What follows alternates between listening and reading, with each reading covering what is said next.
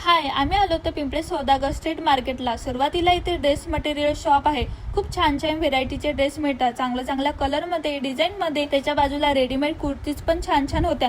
200 ते 250 पासून या कुर्ती स्टार्ट होतात।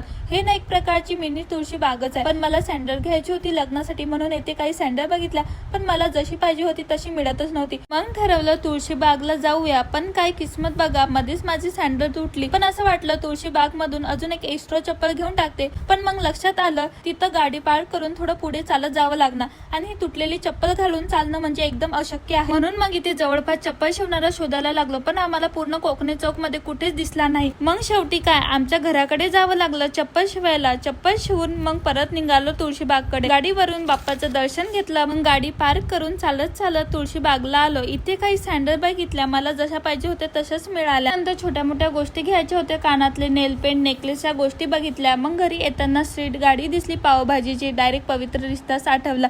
जसं मानव अर्चना पावभाजी खातात ना, अगदी तसंच फील आलं। म्हटलं चला आपणही खाऊया एक प्लेट। दिवसाची सुरुवात जरी प्रॉब्लेमनी झाली असली तरी शेवट मात्र खूप हॅपी झाला होता। चलो बाय, व्हिडिओला लाईक, शेअर आणि सबस्क्राईब करायला विसरू नका। बाय।